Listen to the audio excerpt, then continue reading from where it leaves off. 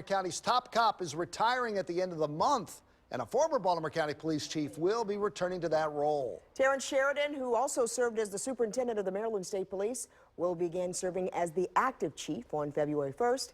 ABC 2's Jeff Hager has more on the news, which caught a lot of folks by surprise. Jeff? Well, Kelly, Jim Johnson is retiring, but news of his retirement comes from his boss, County Executive Kevin Kavanitz, who made the announcement through a brief news release this morning.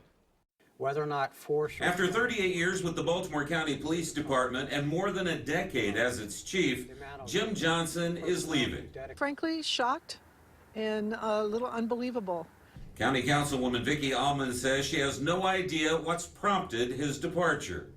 I think the chief has done a great job in Baltimore County. He's nationally recognized, and I always thought that he had a lot more he wanted to do.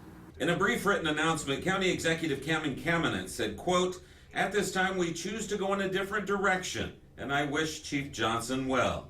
I was shocked when the police chief resigned. I do know in the press release from the county executive it says they had a difference in opinion.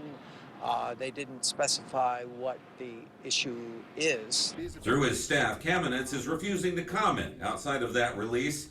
But in recent months, he has called for police cameras, more training in the aftermath of the Corinne Gaines shooting, and to review the department's sexual assault procedures.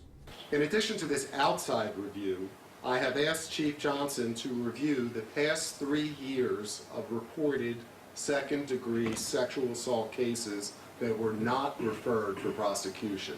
Just last week, Johnson addressed those cases in which the alleged victims knew their attackers. In many of these cases, the victim decides, you know, police, I appreciate what you're doing.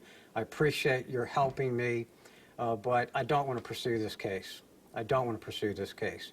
And we never hear from him again. Still, it appeared Johnson was engineering changes in the department's policies to address the county executive's concerns. I really thought, from my point of view and from where I stood, that he was doing his job. And I never thought anything otherwise. When the county executive uses the words, "time to go in a different direction," I'm not sure what that means. nor I. Johnson's replacement, Terrence Sheridan, is currently serving as law enforcement advisor to the U.S. Department of Homeland Security, and it will now be up to the county executive to submit his appointment to the county council for confirmation.